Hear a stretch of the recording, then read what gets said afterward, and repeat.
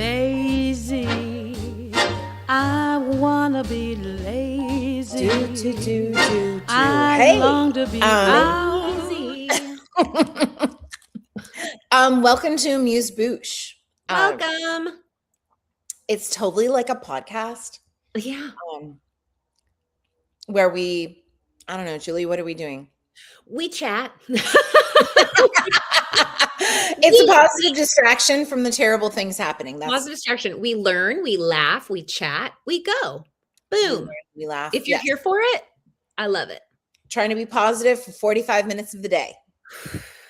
Breathe in the positivity, breathe out the doom. It is my new motto in life. Yeah. Because, you know, the whole thing is they want you to lose hope. They want you to feel defeated. Yeah. The only way to do that is to have a little bit of a blowing off of the steam, a little bit of a, okay, I'm not crazy. Like, here's these nice ladies. That's us. Hi, I'm Addy. I am Julie. Yes, you are. And we're gonna take you to school just for a little bit and tell you some things, entertain you with some things. Yeah, that's I have fun stuff. We have nothing better to do, so you know. Exactly. But guess what? Here in episode 10, I have remembered that we breathe first. 10 times it took me to remember. So proud of you. But I did it, Addy. Okay, yes. So we do the breathing first. So first we breathe because then you can feel calm and centered, and then you can receive the information we're trying to give you a little bit better, right? I recommend it for life. I recommend it right before you go to work. I definitely recommend it. Doing it before you go to sleep. For balance, for stress. Yeah. Absolutely. Before you have an uncomfortable conversation with your boss, it is just handy to box before a funeral. I'm trying to think of all the times I can use it. Sure. I mean, definitely before you go to a funeral, box breathe. And we only do, a set of 3 here, but you can do it for as long as you need to, because it's not the kind of breathing where you really should only do it for a small amount of time. You can do it for, I would say up to like 6 or 8 times if you need to. Probably stop after that, because you're going to hyperventilate? Yeah, like you'll get a little lightheaded, so be sitting, and then you're good. And sometimes I just count my breaths too. That's a good one. Like I breathe a little more normally, but I just count my breaths as I'm doing them to sort of focus.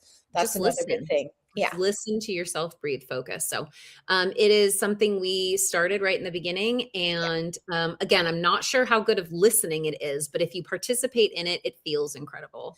Yeah, you should do it with us. Now, again, like I always say, if you're driving, do not close your eyes. But if you have the ability to close your eyes, please do in this moment. And then I'm going to have you take a big exhale at 1, 2, 3, 4, hold, 2, 3, 4, exhale, 2, 3, 4, hold, 2, 3, 4, inhale, 2, 3, 4, hold, 2, 3, 4, exhale, 2, 3, 4, hold, 2, 3, 4, inhale, 2, 3, 4, hold, 2, 3, 4, exhale,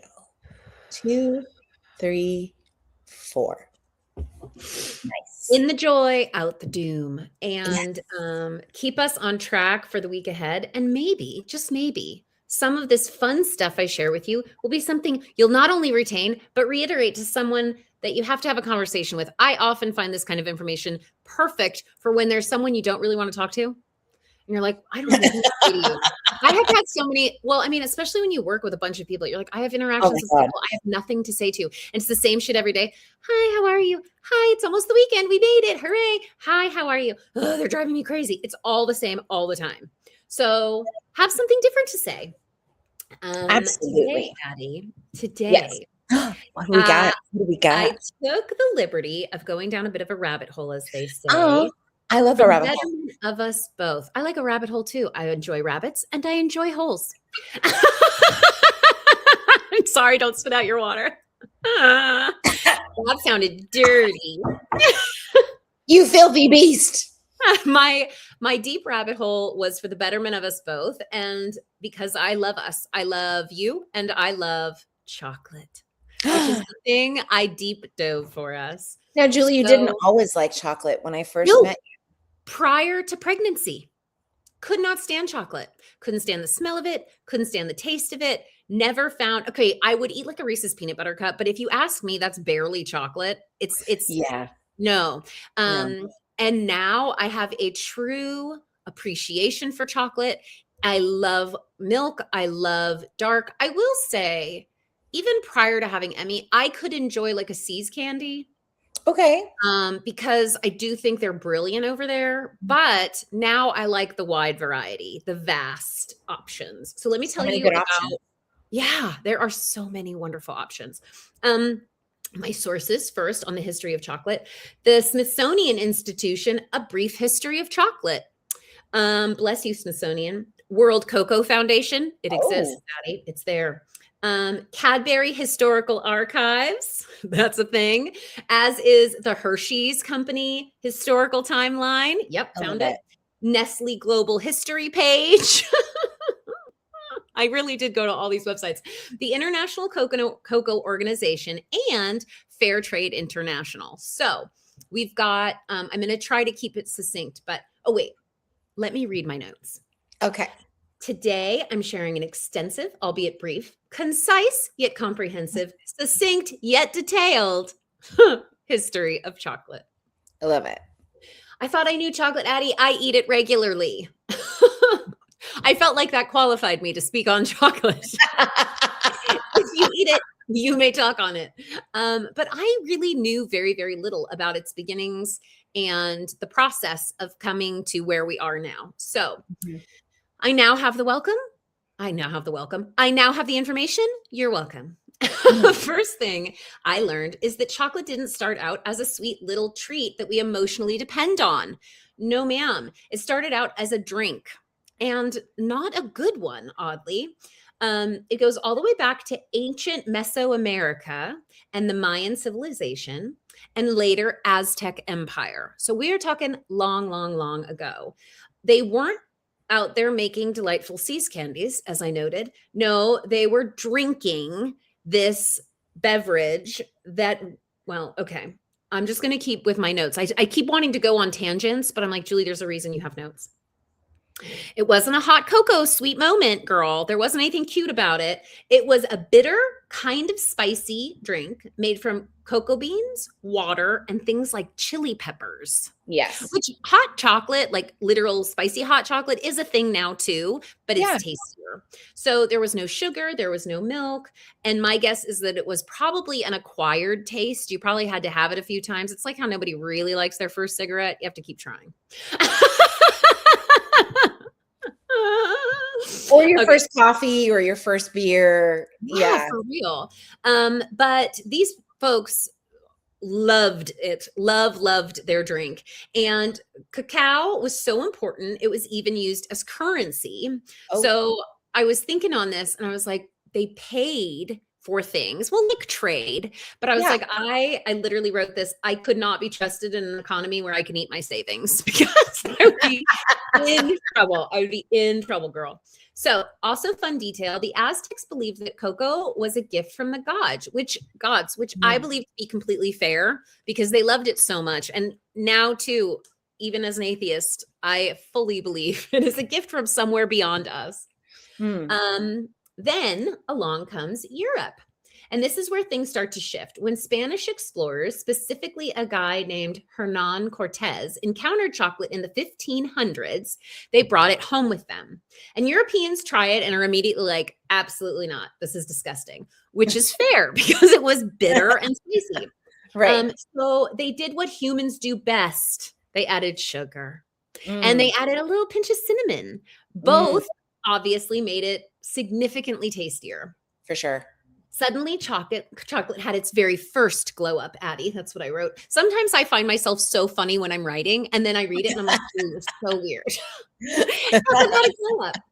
So for a long time, though, chocolate was still just a drink, a fancy one, rich people only fancy, Addy. So if you were casually sipping chocolate in Europe back then, you were doing very well in life. It wasn't something everybody had access to. It wasn't something the average guy was drinking, but you had money if you were sipping chocolate. I'm sure they were serving it at their fancy meals. Yes. So it actually takes all the way to the 1800s for someone to find, so that's 300 years, for someone to finally say, what if we made this into something you can actually chew? Which was a moment of brilliance. And this part is kind of wild because unfortunately it's all about industrialization. So once people figured out how to separate cocoa butter from cocoa solids and recombine them in a smoother way, chocolate became actually pleasant to eat. Instead of like, it would be like, if they tried to eat it, it would be grainy, it would be bitter. It wasn't like delightful as it is now. So in 1847, an English chocolatier named Joseph Storrs Fry figured out how to turn chocolate into something you could actually eat, not just drink, by mixing cocoa powder with melted cocoa butter and sugar.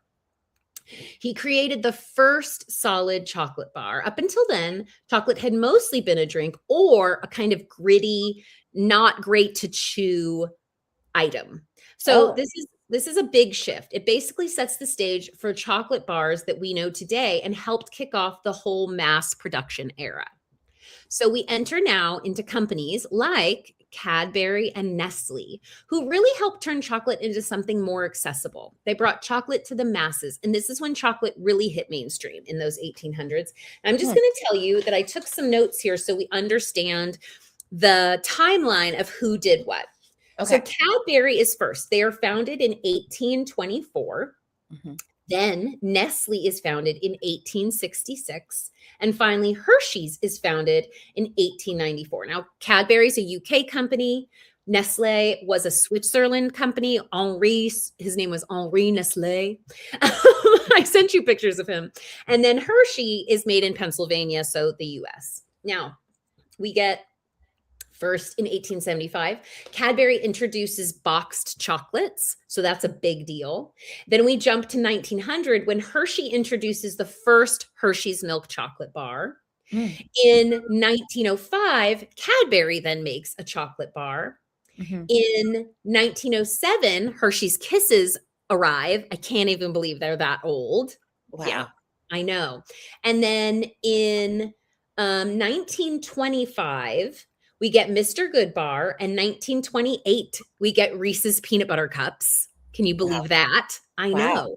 And finally, I know. That's so long ago, almost 100 years. And then in 1938, Nestle launches Nesquik and Kit Kat. Okay, so the oldest company is Cadbury. The first milk chocolate producer is Nestle, and the first mass marketed chocolate bar is Hershey. So they all have their place. They're all important and they all did big things, but the timelines were wonky. So I wanted to give you that. Also, shout out to the Swiss because they came in strong by adding milk and creating milk chocolate. They humbly and quietly won that race. Like they didn't need to say much. They just handed everyone something creamier and better and were like, "You're welcome." Thank you, Swiss. This is where it gets a little less cute, Addy. Chocolate becoming widely available is, of course, tied to colonization. Yeah. Large-scale cocoa farming. And admittedly, that's something I didn't put any thought into. And I think I'm okay admitting I was ignorant to that. It's so outside the realm of how I think that it didn't occur to me. And so as I was looking up this little history lesson, I got a bigger lesson in that. And I'm going to it's a complicated part of the story. I'm just going to share a couple details with you to keep it real, but also to keep it light, because that is our goal. Today, most cacao is grown in places like West Africa, especially Ivory Coast and Ghana. And there's ongoing conversations about how to make it fair trade, how to make sure labor practices are safe as well as fair for all, and making sure that people growing the cacao are actually being treated fairly and paid well. So if you want to purchase chocolate you can feel good about eating, it is totally possible. There are plenty of websites dedicated to helping with that. I found them very easily by doing a simple Google search. I searched things like ethically sourced chocolate for sale, and you can find it. It's easy to find. And I know that there are some supermarkets that carry it as well, places like Whole Foods. We have a place here called Boise Co-op. They have some. Even Albertsons in their chocolate department has some. So, and I highly recommend trying it. Not only do you get something you can feel good about supporting, but you get a new flavor. I mean, I was shocked at how delightful some of them were because they're charging high end. It is a higher end chocolate. Yeah. And honestly, like Reese's peanut butter cups over the last few years, Reese's has changed the chocolate. Yes. And it doesn't taste as good at all. It doesn't. I haven't actively chosen to eat a Reese's cup in at least a year or so. I'd rather have like the other brands. The Justin. Yeah, Justin's are great. Trader Joe's also does a really good job. They do okay. The problem is I can't have dark chocolate because it gives me a migraine. So no. Yeah, I think the ones at so Justin's at first it was dark chocolate that they did, but now they do a milk chocolate. But those are delightful too. Trader Joe's, I think they only have a dark chocolate one. I think they only have a dark chocolate as well. I haven't seen, but I don't look for it because I enjoy dark chocolate. It doesn't give me any problems. So, but I appreciate them more flavor wise for sure. I mean, I've had them. Of course, they've hurt me, but has it ever stopped me from eating something just because it hurt me? No. Why? Why would Reese's change something that was so perfect? Money, baby. I just read today that they're making lab-grown chocolate because it will be cheaper. And the three big ones that you just mentioned are the people who are investing in this. Of course they are. Because then they don't have to pay for labor. God forbid we pay a worker. I'm so sorry. This is supposed to be positive. No, I know. Let's stay positive. I'm sorry. I'm with you. And I think our listeners by now understand where we're at with all of this stuff. But I mean, this will come out later, but as of now, like 10 warehouses have been set on fire by workers. So yeah. people are fucking pissed. And yeah. Anyway. Bless them, they deserve to be. Yes. So I wrote, while we're out here stress eating a chocolate bar because we had a shit day, or honestly for any reason, there are much bigger global systems behind it. Global. Do I say global? Global systems behind I like that word. Global. It's very complicated, to put it simply. So I will say, if you're interested, the interwebs are amassed with information. Yes. Now, in the interest of levity, let's talk about why people love chocolate so much, Addy. Okay. Because I, of course, looked into that too. Of course you did. Part of its basic chemistry, chocolate contains compounds that can boost serotonin and dopamine, our body's feel-good chemicals. So when you're like, I need chocolate, your brain is kind of like, yeah, more of this. This is good. Yes. And I have felt that before. It also melts in your mouth just below body temperature, which is literally why you get that satisfying, creamy feel in your mouth the minute you put it in there. Yeah. It's a small detail, but it's actually genius level food design by accident. It just happens to be the melting point of chocolate. Culturally, chocolate became tied to comfort and celebration, birthdays, holidays, even the occasional stress-eating Tuesday. Chocolate is there for it all, and many of us are so very grateful. I definitely have times when it's not, I want a sweet treat. I specifically want some fucking chocolate. I need chocolate.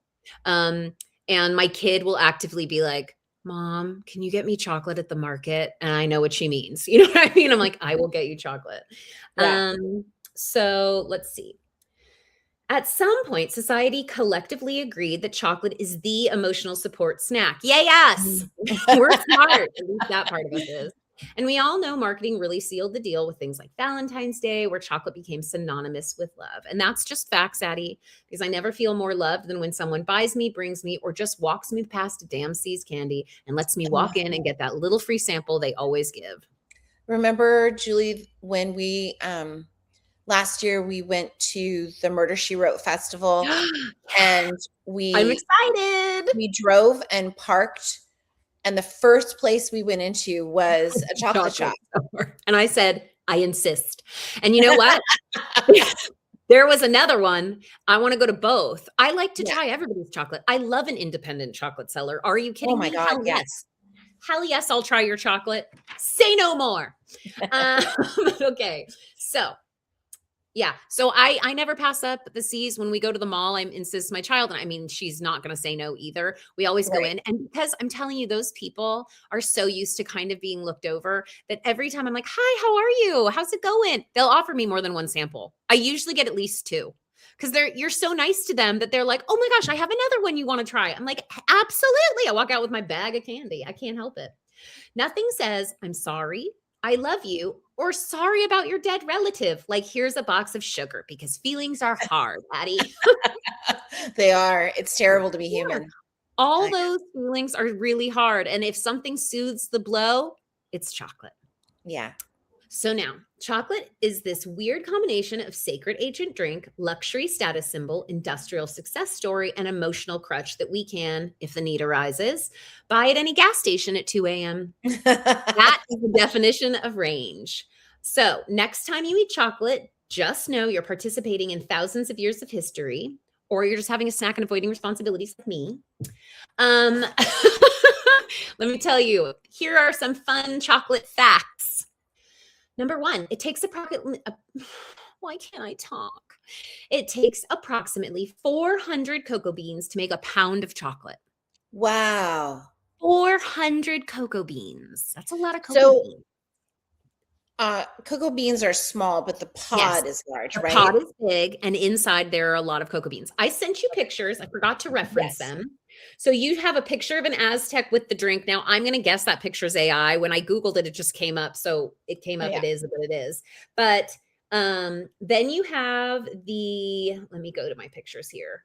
The Aztecs trading it for goods and services. In this visual that I sent you, you can see the pods. Yes. And then the pod opened, and then the beans to the side. So this is all the ways we have chocolate. Then I gave you a picture of Joseph Fry, a little man with a small chin, who is the first man to make a chocolate bar. Mm-hmm. But then we've got Cadbury, Henry, and Hershey. And then I found pictures of early bar wrappers, which I just thought were really cute. Yeah, no, I love them. I love the font. There's a specific one. I know, I love the font too. I like anything old. So for me, the pictures were fun. And I forgot to send you one. So I'll make sure to remedy that when I put it on the Instagram. Okay. Fun fact number 2, a single cocoa tree produces more than 2,500 beans in its lifetime, but generally only yields a marketable beans for 25 years. Oh. So that's interesting. I don't know what happens to the beans after that 25 years, if they just lose their ability to make flavor or what. Or they're just not as prolific. I mean, good for them. Good for them for working. Yeah, take a fucking break.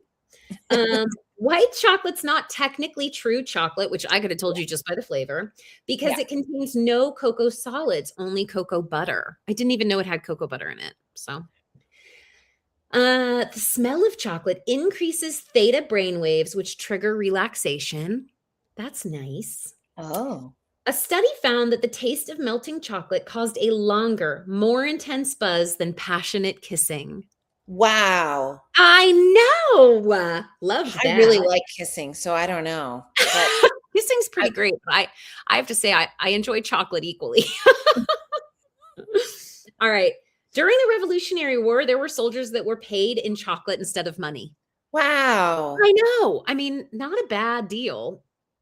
I mean, I guess I'd really want money if I was. That reminds me of that. What gum was it? Was it Orbit that was like, they pay the babysitter in gum, and there's a gardener outside who hears it and goes, I never get paid in gum. Orbit made the best commercials. The best. We still say, shut the front door. Shut the front door. And remember when they're throwing insults at each other? Why am I spacing on it? You lint liquor. Lint liquor. Yeah. Oh my God. It's so funny. Okay. Almost done. Richard Cadbury produced the first heart-shaped box of chocolate for Valentine's Day in 1861. The world's largest chocolate bar, Addy, weighed 12,700 pounds, was 13 by 13 feet and 1 foot thick. and was Wow. created by Thornton's in the UK. I know, what the fuck did they do with it after that? Maybe they just broke off pieces and gave it away. I would hope so. I would That hope so is, too. yeah, you don't want to waste that much chocolate. I know. It would have cost a fortune to make. Okay, and this was my favorite of all. The chocolate chip cookie was invented by accident. In 1937, Ruth Graves Wakefield, she ran the famous Toll House Inn in Massachusetts. Mm. One day, while preparing a batch of chocolate chip cookies, she ran out of the baker's chocolate that she usually melted into the dough. In a rush, she broke up a bar of semi-sweet chocolate and added it to her cookies. She expected that the chocolate bits would melt into the dough and turn the whole cookie brown, just like her normal recipe. But instead, the chocolate bits stayed in their place and simply got soft, creating the first chocolate chip cookie. She gave the recipe to a chocolate company as well as the rights to the Toll House name. In exchange, she was given a lifetime supply of chocolate. I know, no money though. Nestle Toll House. Yes. I absolutely was thinking about that when you said Nestle, and I was like, "Oh, friends." Oh, Nestle Toll House. And that, my friend, is a brief history of chocolate. Yay. Yay. I loved it. It was good. Great. Did you learn anything, or did you already know all that? I knew a lot of it, but I do have a degree in culinary arts. And hello. I did want to be a pastry chef. So yes, I could never surprise you. You can. I mean, I didn't know about when those candy bars were. Yeah, that's invented. True. We didn't know Hershey's made Kisses in 1907. That's bananas. I literally just watched, I love those YouTube videos, you know, when I've been gardening, and they show you how things are made, you know? Yeah. Oh, I love how things are made. Yeah. So we watched one recently, and I think it was showing Snicker bars and Kisses, and I was like, nice. Captivated. I would have been hungry too. I mean, let's assume I was eating something while I was. I'm sure you were. Yeah. While you were gardening. While I was gardening. Okay, I'm ready. Julie, today, instead of advice or an am I the asshole, I'm going to read you some 1930s American slang. Oh, love it. Some of it I think is still in use today, and I didn't write down a bunch of those, but it's so fun. It is so fun. Okay. So we start with an easy one. Okay. There's 3 words for the same thing. Okay. So bread, dough, clams. Oh, you did make it easy on me. Money. That's right. Money. What is a sawbuck? Ooh, what's a sawbuck? Okay. A sawbuck. It sounds like a tool because of saw, but I'm going to get, maybe it's like $1 you always keep in your wallet? It's a $10 bill. Oh, why was it called a sawbuck? You don't know. I didn't get that information. Fascinating. And then sourdough. Sourdough. Now, again, I'm going to money. Mm-hmm. Money you have to give away, so you're mad about it? I love that, but it's counterfeit money. Ooh, sourdough. Very clever. Sourdough. Okay. I know, it's clever. I love it. Okay, what is a butter and egg man? A butter and egg man? Like the milkman who used to come to your door? Oh, wait, this is slang, not legit stuff. Okay, what is a butter and egg man? Oh, he's smooth. He's smooth wealthy. talker. He's wealthy. He's got butter and eggs. He's got butter and eggs, baby. Okay. What is a cat or an alligator? A cat is a smooth guy, an alligator's a tough guy. A fan of swing music. Oh, all right. Like he's a cool cat. He's a cool cat. I love that. An alligator. An alligator I've never heard. I've heard cool cat though. This I think was my favorite because I'd never heard it, and it's just I love it. Okay. So Abyssinia.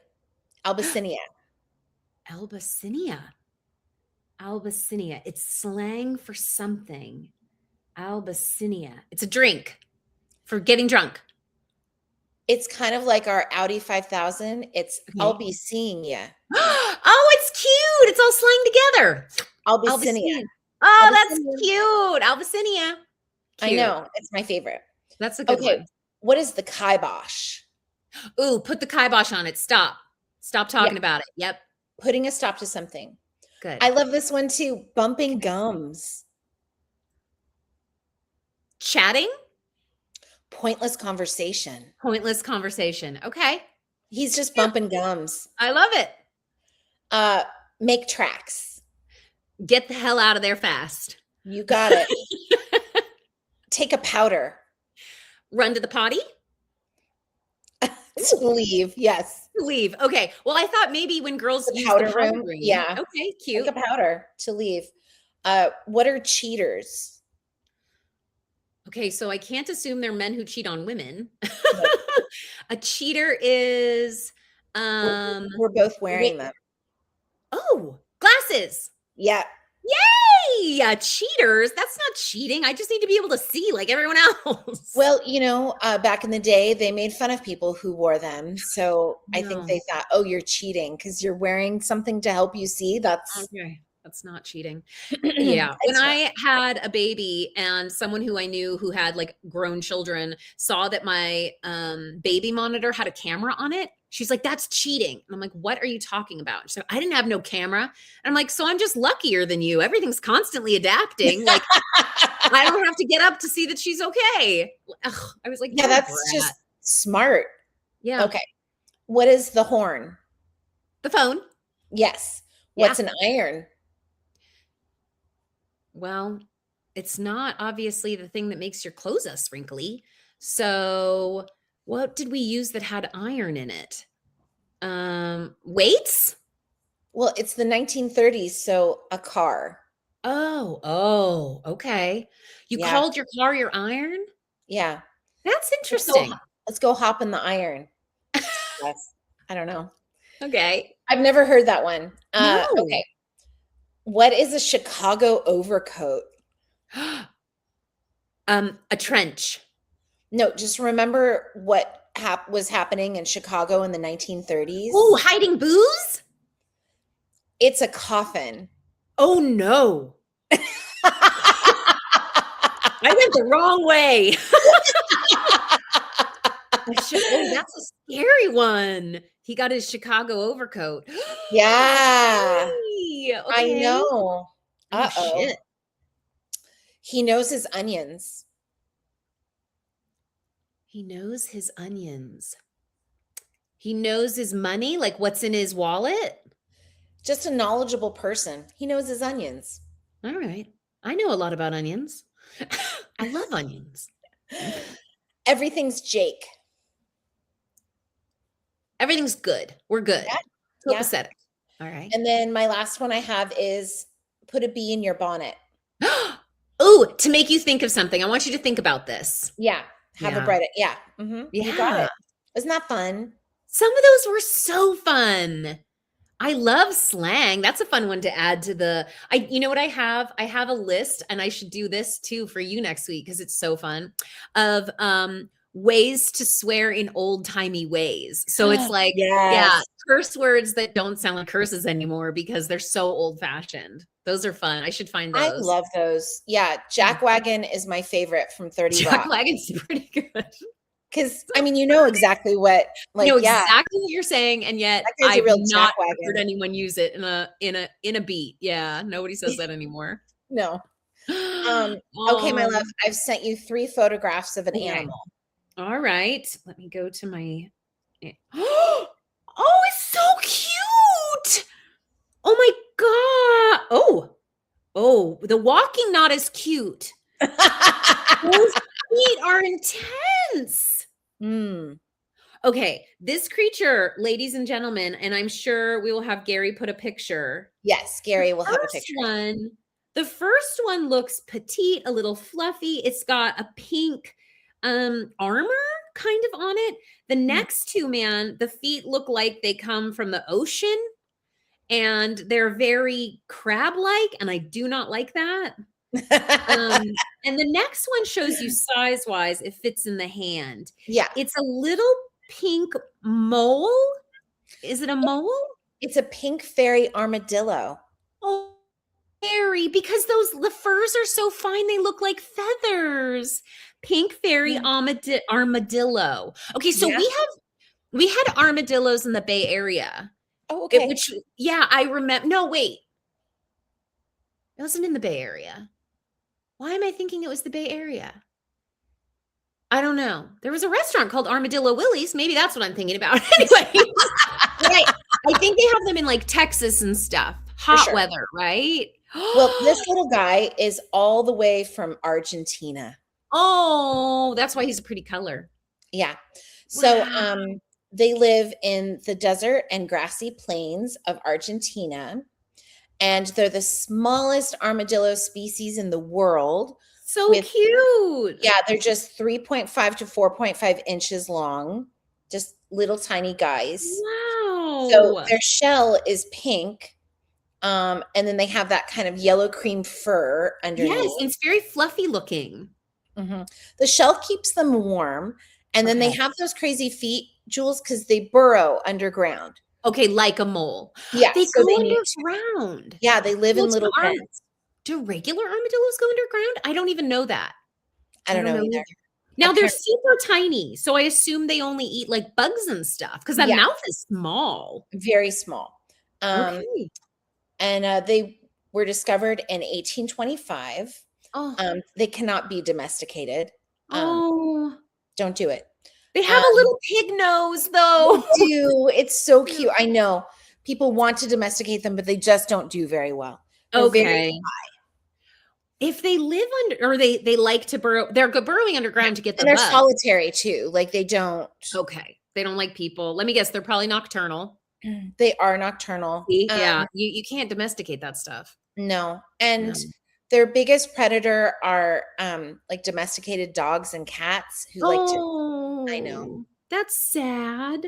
I know. Well, you couldn't eat the armor, but I guess you go for the meaty part underneath. God, they really are kind of darling. Ugly cute. They're ugly cute. And they're that name, cute. Pink Fairy, hell yeah. Armadillo. Pink Fairy. How do we get in charge of naming something, Addy? Name something a cute name, right? I know. Oh, charming. That was super fun. Thanks, lady. Well, you're very welcome. As usual, folks, if you want to go see any of the pictures, they will be on our Instagram. Yes. I love the pictures. I find them wildly entertaining, especially that fucking armadillo who's adorable. Yes. And the Instagram is just Amuse Bouche Podcast with an exclamation point, because I am very dramatic as an ex-theater major, and I love an exclamation point. Amuse Bouche. We're excited to be here. Yeah. We're excited to be here. You got anything happy and positive you can tell us about? Happy and positive that I can tell you about. It was raining this week. Here too. I love when there's just a slight change in weather. San Diego is a beautiful place, but does it have to be sunny every day? No, it sure doesn't. Also, we need the water. Yeah, I like a little bit of rain. I like a little bit of gloom. And I have that German word, Schadenfreude. I enjoy watching other people be miserable about the rain because it makes me so happy. And I love the rain too, girl. Yeah. And so, yesterday it started raining while I was at work, and people were like, "Oh, it's raining." And I'm like, "We're inside a giant building. Like, no one's hurting you, and it'll probably stop before we even start driving home." So also, it's fucking Southern California. You don't get any rain. Just enjoy it when it comes. Exactly. Right? Yeah. We had a weirdly mild winter, so we have had 3 days of rain, and I too fucking love it. I went to bed the other night and I cracked the window open so I could hear it and smell it. I love it so much. And the cool air comes in. I was like, Clint, when you come to bed, you got to shut it because I don't want to be woken up by the sun. But I desperately wanted to listen to the rain. It felt so good. So I'm with you. Also, it feels like it just washes everything away and you start fresh, Yeah, everything smells fresh outside. There's so many trees and bushes and everything around my house. So everything just smells super green, which is love it. a wonderful thing. It is, absolutely. Is there anything you've been experiencing other than rain in your life that has made you find meaning and My happiness? my child is creative at her baking, and she baked a batch of cookies this week that were chocolate chip Oreo cookies. So they were a chocolate chip dough with Mhm. chocolate chips in it, but then she smashed up Oreos and put them in the dough as well. They Oh, were the shit, Addie. I can't even begin to tell you how freaking good those were. Would have never thought of that. She's no. just creative and she likes to be creative. So I saved one to have after this, which is fun. I'm looking Nice. forward to that. Unfortunately, I'm watching the Trust Me, the False Prophet thing that's new to Netflix. We finished it last night. Oh God, it's so upsetting. So that's not a good positive. I literally, so everyone that told me to watch it was like, oh my God, I binged it. I couldn't stop. No, And we I couldn't found stop. myself, We stayed up a little too late last night watching it. yeah, I found myself having to stop just out of being so upset about it. So that's not Yes. an enjoyable No, but one. no, no. Well, It I ends will well. say, yes, it ends well. Yeah. People get their, Come up and comeuppance. Um, I appreciate that woman. I think she's fucking brilliant. And I am grateful to have gotten to know, her story, not mm, just because, um, I love a good story, but she is such a delightful little odd person. yes, we loved how weird and quirky she was. She's Yes. so weird, she's so quirky, and then her daughter is Mm, also interviewed, but her daughter wrote the song that is the main song yeah. for it, and then her daughter Very good. also has a cult podcast called Trust Oh. Me that's on, the My Favorite Murder podcast network. Oh my gosh, I didn't know that. I Yes. didn't know that. Oh, that's exciting. Okay. I'll have to try it. Yes. I do love a true crime, pretty much anything. I know you do. So I thought of something, and I always tell myself, you won't forget. And then I forget. If I don't write it down, I forget. I forget, I and it's know. gone. Look, weed and menopause have done nothing good for my brain. Ah. Hey, they have given you relaxation. Well, not menopause. That hasn't. Weed has helped you relax. Ooh, you know what I am looking forward to? A What's that? little girls trip we have coming up. Yeah. Julie, I'm Julie, so Julie. excited.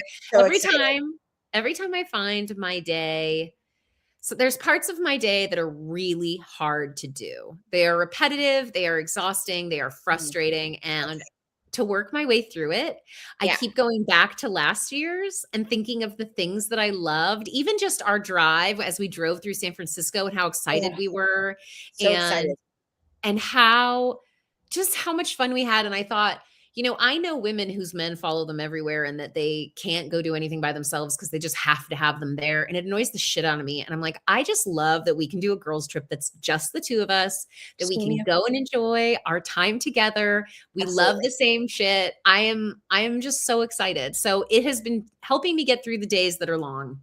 Yeah. Looking And forward to I'm our trip. excited to do this one because we're gonna do the full festival. Yes. And we got that earlier. Remember I told you I asked for an Mm. earlier version of Yes, the the Solve solve Along Murder. and Solve they Along sent Murder, me She Wrote. Oh, they it's so good. That they was sent me one a of the copy. highlights last year's, the Solve Along Thing Absolutely. She Wrote. Oh, so good. And I loved Little Fort Bragg and I loved I getting to know know. Mendocino and I'm excited to like go Yes, again. But yes, I love us setting a precedence that we yes. do a vacay every year. Yeah, So maybe next year we don't do the festival, but we do something yeah. else. Yeah, let's see how this one goes, and then we'll decide. Because last year's was so fun, but we did leave feeling like we had wanted to do more than we got to. Yeah. And fucking Mendocino is the most charming, cutest little place ever. And I So I'm love not the mad. idea of you and I like, exploring little towns that have Yes, and cute kind little of fun shops. history or something. Yeah. And not having anything on our plate except what we want. And thank God we have the same amount of energy. So it's like when we're tired, we're both tired. When we're hungry, we're both hungry. So it really does work out beautifully. So Yeah. I have to say, getting me through my days right now is the focus on that I have that to look forward to. Yeah. And being surrounded by a bunch of people who have a true appreciation for what we do, which is Mhm. the the thing that was Murder, She Wrote and Yeah. Angela Lansbury, and what a timeless gift it will always be. And so having that to enjoy is just, it's such a treat. So I have to say that is for sure one of my positives right now. Yeah, for sure. It's so exciting when you're leading up to, you know, a fun vacation that you've been looking forward to. Because I think I bought the tickets like last September or August or something. I know, we've had them for a while. That was too far. I couldn't think about it that far in advance. No, of course not. I mean, I'd be like, "Aren't you excited?" And you're like, "Girl, save it." I don't feel like it's even coming. It's next year. So thank God. Thank God we're finally here. We've made now, it. it's less than a month away. So and I bought myself the teeniest, tiniest tweezers so I could try. Like, tweezers don't take up any space in your bag. Why do you need mini tweezers? But they were the cutest thing I'd ever seen. So, sometimes I just have to make a purchase strictly because it's so adorable. I can't leave it behind. I'm never going to stop you. Yeah. No, I know. Yeah. See, another reason I can vacation with you. Yay! Well, we're both overpackers. Yes. And this time we both bought space bags. Space bags. And a vacuum. Yeah. We're ready. We can bring all the shit we want. Yeah. I know. Remember last time when he opened my bag and said, "I'm sorry, miss, but you're supposed to have all your wet stuff fit into one Ziploc bag." And I said, "That's less than I use in a day. What are you talking about? I can't go on vacation with the wet stuff only fitting in a Ziploc bag." He's just going to have to tell me again this year. I need all my products. Well, get a bigger Ziploc bag. Yeah. I'm like, this is my 1 gallon. You didn't specify size. I think too, like, it's not the worst idea. Like last time we stopped at a store and we got some like. Absolutely. I was thinking that too. Anything you don't want to travel with, we'll just buy when we're there. And then, you know, I don't want to worry about the stupid stuff that's just more shit to bring, but when we can just buy a toothpaste there and share it and throw it out, because I don't care. You know what I mean? Yeah, I don't think that's a bad idea either. We'll stop at a Walgreens on our way. See? This is why we're the perfect travel buddies. Yay, us! I'm so excited. Happy 10 episodes. Happy 10 episodes to us. Yeah. If you are watching this or listening to this, please rate, subscribe. Review. It really does help. Review us. It helps us. We've had plenty of downloads and listens, but no one said anything about it. You're watching it. You're listening to us. Like, did you like it? Did you hate it? Next time you sit your ass on the couch with a bar of chocolate. Do you think I'm pretty? Say something. Do I look 80 years old? Because I feel it. I know you can't see my knees, but man, they are old. They're so mad. They're so mad. Go eat a bar of chocolate and rate us. It takes 2 Yay. Seconds. Yay. I love you. I love you too. What about our sign off? Should we try another one? Yeah. All right. I don't think any of these are going to stick. I liked the last one that we tried. Do we just want to do that again? Was it the curiosity one? First? Okay, go for it. Curiosity first. Chaos optional. All right. I like it. All right. Somebody give us everybody. Okay, love you. Bye. Love you. Bye. Lazy. I wanna be lazy.